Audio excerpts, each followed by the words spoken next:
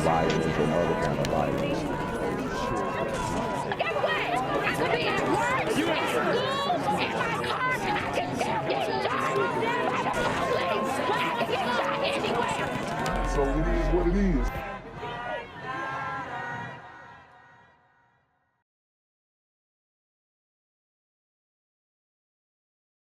What's good, YouTube? It's the Black Gen Z Mindset. Make sure you go ahead and like, comment, share, subscribe. Let's get into the video. The NOPD says it arrested 2 suspects in 2 shooting cases. Investigators say they arrested Enrique Garcia in connection to a shooting that left 1 man dead inside a home in the 800 block of Hagen yesterday. Wow. So they got Enrique, Burrito Gremlin. And this is in New Orleans. There is a lot of demon time activity coming from the burrito demographic. And I'm going to show you some more videos that are going to be super shocking to you, but that should get your attention to wake up and realize that these super gremlins out here on the streets are really about that life, and they don't care about anyone else's life, and they're not going to stop unless they are stopped. Garcia faces a charge of second-degree murder after police responded to the home and found a man unresponsive and suffering from multiple gunshot wounds. The NOPD says homicide detectives were quickly able to identify Garcia as the shooter. The NOPD says officers also arrested 67-year-old Don Tropez for a shooting yesterday that happened in the 2400 block of Mexico Street. So this is 2 shootings in the same city. Another burrito gremlin, an older burrito gremlin. And this is why we can't rely on the OGs anymore. But this is crazy. This is happening all around the US. It really is. It's getting worse. They say that shooting stemmed from an argument when Tropez allegedly pulled out a handgun and shot the victim multiple times. Tropez was arrested and booked with 1 count of second-degree aggravated battery. Surge in violent crime has New Orleans residents on edge. Today, both New Orleans Police Superintendent and District Attorney addressed it. They shared conflicting views, though, on what needs to be done. JD Career joins us live from NOPD headquarters. And JD, this is quite the back and forth. Indeed it is, and both of them said this is not what they wanted to get into, but the DA did make his case today as to why he believes crime is on the rise in the city of New Orleans. He called a special meeting this morning before the chief's press conference. This is after the chief made comments about the DA's office not following up on that many convictions. Now, in the meeting, Williams also cites low arrest rates for violent crimes. This was from FBI data from the year 2020. He said that the NOPD case solve rate in 2020 was 30% for murders, 35% for armed robberies, and wow. 30% of the murders in New Orleans are getting solved. Well, at least they're better than Chicago, where about 5% of the murders, 10% of the murders are being solved. I mean, what can you do? Super gremlins don't snitch on each other. 8% for car thefts. Now, Williams points to this as a reason why his office sometimes struggles to get convictions. And he says that they have shifted focus to execute violent crimes. The DA also says if something isn't done soon, it could have both short and long-term effects here in the city of New Orleans. We are at a unique precipice of a very volatile, dangerous situation for a destination city. Wow, so shocker. The leadership in New Orleans are some people.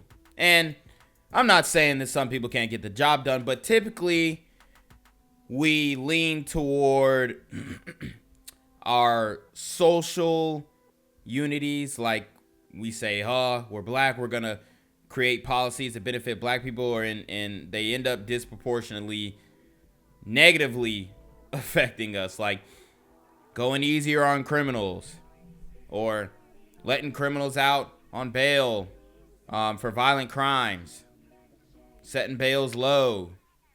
All these things work into the reason why we're here today. Right? Nobody's going to come here when crime is surging, and people who are living here, working here, and paying taxes here are going to begin to leave. You have to ask yourself, as a parent, am I responsible for living in the city of New Orleans when you get shots fired at you, picking up food for your kids, or getting gas, or coming home from school? And I don't want to put too much pressure on New Orleans because this is happening all over the place, and the solution is get tougher on these super gremlins. Actually convict these super gremlins that get arrested. You know, give the community confidence to snitch and give them confidence that you'll protect them.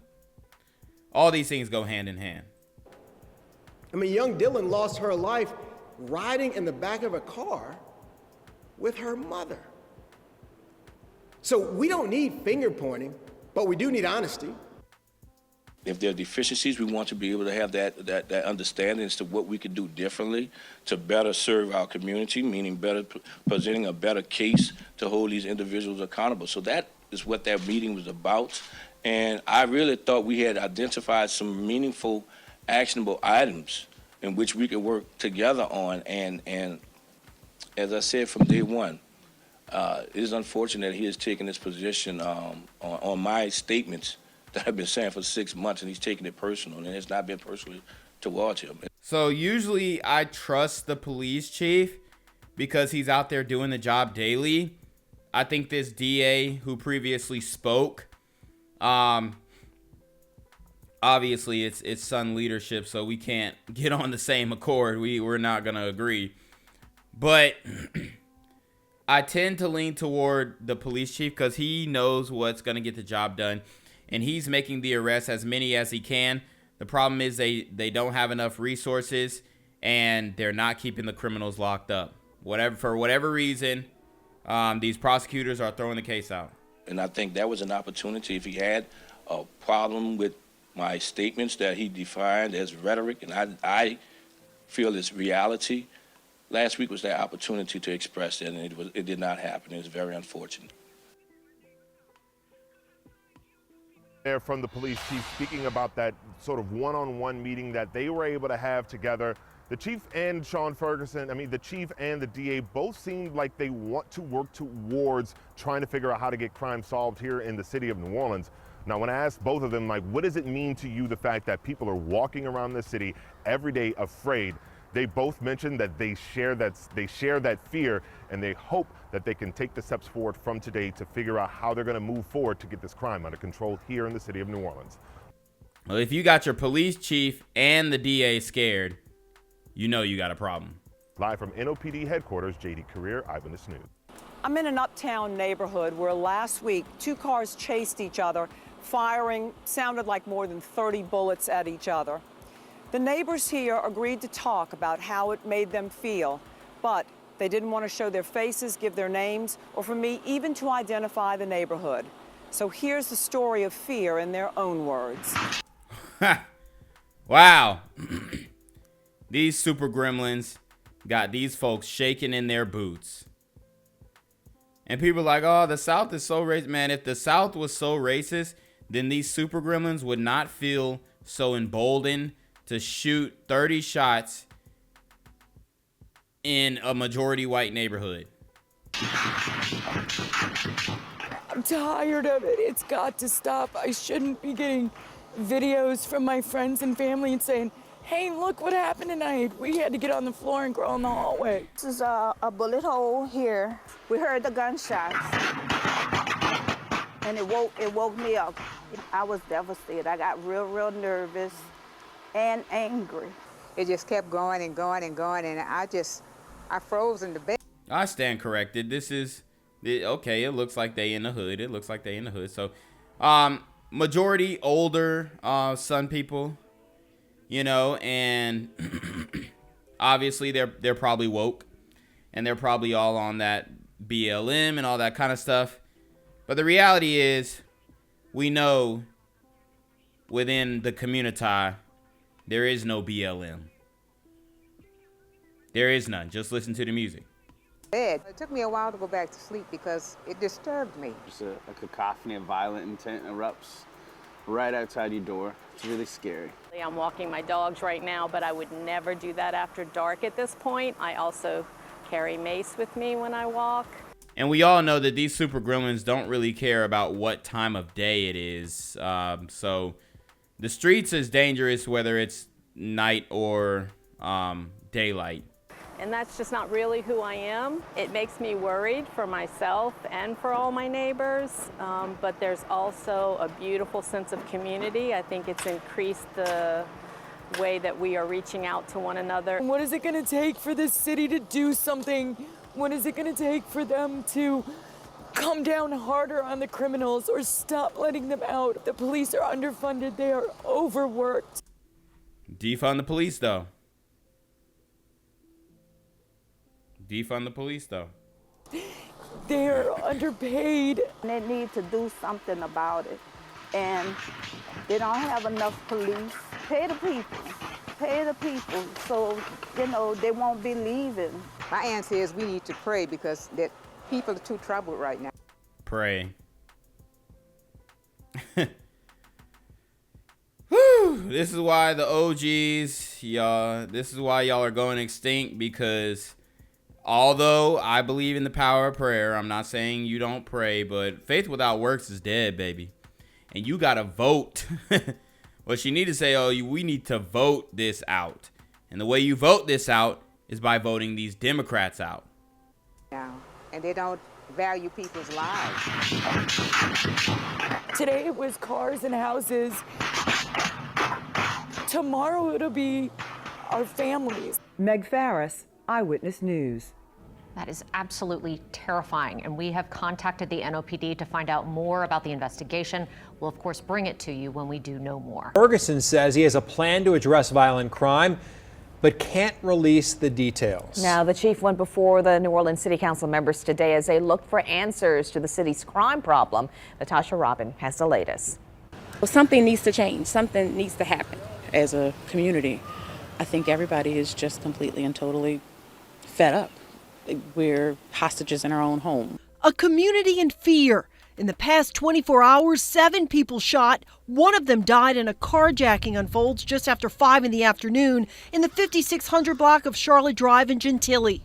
Wow, so Chicago and Philadelphia, New York City aren't the only places experiencing these carjackings. It's like these super gremlins have a playbook. Carjack, robbery, or murder. That's the only thing you could do in the streets nowadays. She was frantic. She could barely talk. But basically, she was robbed at gunpoint. And they took her keys, her phone, everything. According to the Metropolitan Crime Commission, police investigated 39 carjackings as of midnight on Wednesday. What we really would like is specifics. With an outcry from the community to stop the violence, the city council asked Chief Sean Ferguson to discuss what the NOPD is doing about it. It is a proactive plan in which we will be more engaged. But again, if we go back to the history in which we've seen over the last year or so, we can be as engaged as we want to be if the arrests are being made and there's no accountability behind that arrest. So what he's speaking toward are these prosecutors and DAs who are giving slaps on the wrist and sending these super gremlins back out onto the streets to terrorize the community. Ferguson once again pointed to the revolving door criminal district court as a serious issue. While the chief said he has a proactive plan, he didn't want to go into detail in a public setting for fear of showing his hand to the criminals. He also expressed how a lack of manpower is presenting challenges for his department. This city, the people of the city really need to see a plan from you, really need to see, something. This council would like to see something. Look at these liberal city council members grilling him on something that's out of his control, honestly. His hands are tied. If he doesn't have the money, if he doesn't have the resources, if the police are understaffed, underpaid, you got these mandates going on and you want every police officer to be vaxxed, and if they're not vaxxed, they got to quit, and all this kind of stuff going on, and not backing your police officers, then you're going to have this problem. Plus, when you get the arrest, you make the arrest, and the criminals are able to bond out easily because a low bail is set for them, it makes this whole situation, this whole job impossible. It doesn't matter who sits in that seat. From you with different steps that you're taking. Council members at times were critical of the chief, questioning his solve rate and his past decisions to disband the Tiger team that helped to solve armed robberies back in 2020. I would really appreciate if you would reconsider putting Tiger back on the table, because Tiger worked. Every day we change up our strategies. We bring in support. We have a situational response team that will support a district whenever there are flare-ups. Council members told Chief Ferguson I don't know if he took out that Tiger, maybe it's because of the funding, that Tiger plan where they're stopping armed robberies, or Tiger team, whatever. I don't know why he disbanded that, but that was the wrong move. If it was working, if it ain't broke, don't fix it. But it probably was not politically correct, and that's why he had to stop it. Steps that you're taking. Council members at times were critical of the chief, questioning his solve rate and his past decisions to disband the Tiger team that helped to solve armed robberies back in 2020. I would really appreciate. And remember, the 2020 was the summer of George Floyd, so they probably disbanded it because it was racist and it upheld systematic oppression and systemic oppression by targeting disenfranchised urban gremlin communities. Appreciate if you would reconsider putting Tiger back on the table, because Tiger worked. Every day we change up our strategies. We bring in support. We have a situational response team that will support a district whenever there are flare-ups. Council members told Chief Ferguson they're hearing the public's outcry on a daily basis. We all have to work together as a community. It's not just on the mayor, it's not just on the police chief, it's everybody working together. The council will hold a special crime meeting on Monday where they're... Well, if it's everybody working together, sis, I don't know if that's your kids in them in the street, but if that's your kids in them streets, sis, badass kids roaming the streets, badass little gremlin kids, you might have to take some accountability, sis. I don't know if you got kids. Hopefully your kids doing good, but if they ain't and they in the streets, it's on you too now.